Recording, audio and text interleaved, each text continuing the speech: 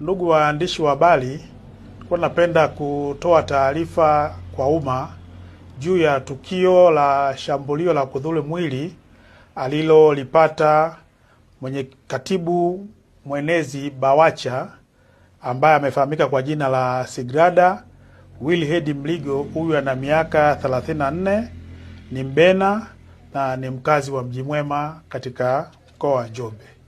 Ikumbuke kwamba siku ya tarehe 25 mwezi wa 3 2025, Chama cha Demokrasia na Maendeleo kilikuwa na kikao cha ndani pamoja na viongozi wa taifa ambao waliongozwa na John Heche, kaimu mwenyekiti.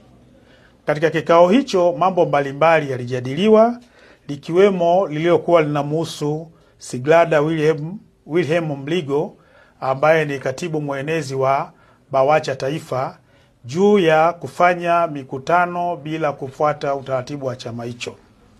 Katika hoja hiyo kuliibuka taharuki na baadaye alielekezwa huyu Sigrada Mligo aweze kutolewa nje, na aliweza kutolewa nje ili kumpunguza munkari aliyokuwa nao kwa wakati huo.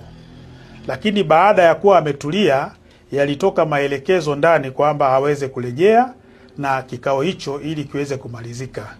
Lakini cha kushangaza, moja ya walinzi katika chama hicho cha Chadema ambaye amefahamika kwa jina la Noel Olivale, ambaye ni moja ya walinzi, aliweza kumshambulia kwa ngumi Bi Sigrada Mligo na kuweza kuanguka chini.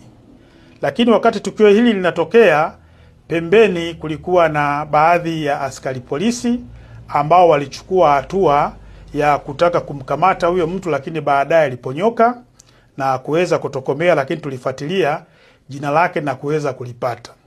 Kwa jitihada za kuweza kumpatia huduma ya kwanza kwa maana ya PF3 ikiwa pamoja na kufungua kesi zimefanyika na alienda kupatiwa matibabu. Na kwa sasa Bi Sigrada Wilherd Mligo amelazwa katika hospitali ya Kibena akiwa anaendelea kupatiwa matibabu, na jeshi la polisi tunaendelea kumtafuta ndugu Noel Olivale ili aweze kujibu tuhuma alizonazo za kumshambulia. Lakini hali ya kiusalama na katika mkoa wa Njombe ni shwari, na mikutano hii ya Chadema inaendelea kufanyika na hakuna uvunjifu mwingine wa amani katika maeneo ya wazi, mbali na zile hoja ambazo zilizotokea katika ukumbi wa ndani wakati wa kikao chao cha ndani ambacho kilifanyika siku ya jana.